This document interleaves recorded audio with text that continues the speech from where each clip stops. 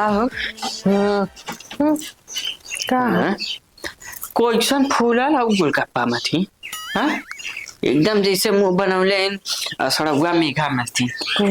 ये बतावा का भयल कि तू जो मुंह फुलौले हमसे नाराज हो।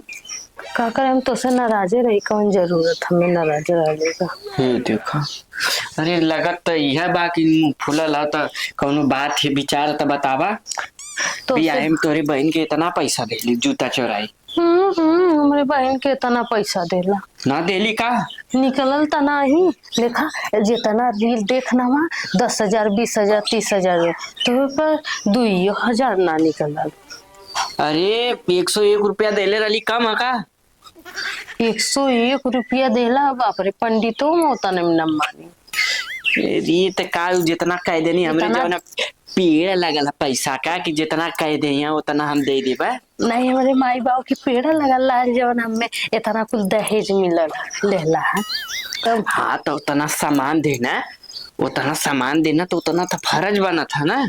तोहरो फर्ज बना था कि हमार बहन जवन मांगी तो तुके देवे के चाहे। देली ना का? रुपया गाल फट गया देवे में। अरे तो देली ना का ऐसा बतिया बताऊ 101 रुपया में के मानी बतावा के मानी। 101 रुपया बहुत होला तो हम का पता। बहुत होला ठीक है तो हमार जितना सामान हमारे घरे धैबा वो तो हम बहुत हैला घरे तोरे काम धंधा करब चूल बर्तन कर खियाई ना चलो वो तो दे देली 101 रुपया हमार तो देहू के ना मन रहा है। अच्छा तब का ना देवे के मर रहा तनको निको तो ना लगत रहनी हाँ चिलो भाई के तनी दे दे 2-4 पैसा तो बढ़ाई। ही मार निक लगत रहला वो तो हम काली चला जा दया मान ले लिए कि तू कैला शादी हमसे। होरी मोरी मैया रे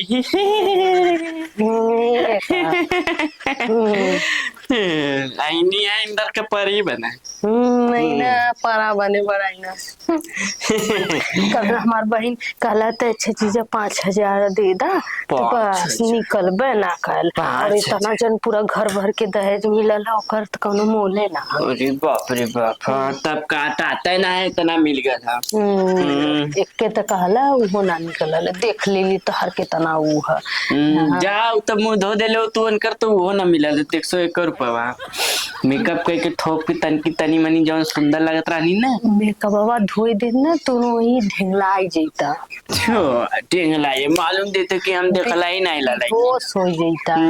हाँ पानी छीन के उठाओ पर बतियावत है। हाँ ये तनी हमार बहन सुंदर है का सुंदर है जैसा नहीं देखा थिला कैसा नहीं बतावा।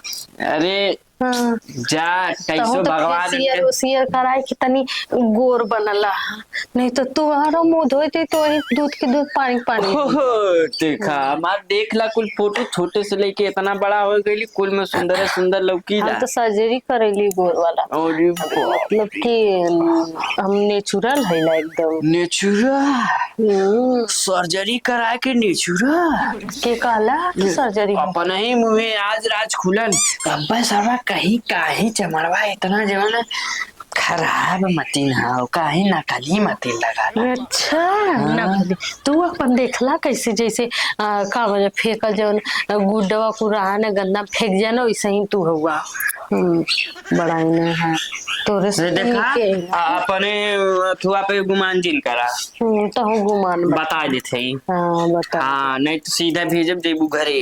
हाँ ठीक है हम जाती ना अब आई बना हमार कुछ सर सामान पहुंचवा दिया ठीक है हम जाती गधा सॉरी मतलब जाती ला थुआ से गाड़ी से हमार कुल 4 चक्का में लदवाए के भेजवाई दिया अब आई कोई ना जाती ना है। अरे सुनबो हम जा रहे हैं मालकिन काहे नाराज हो गए सुना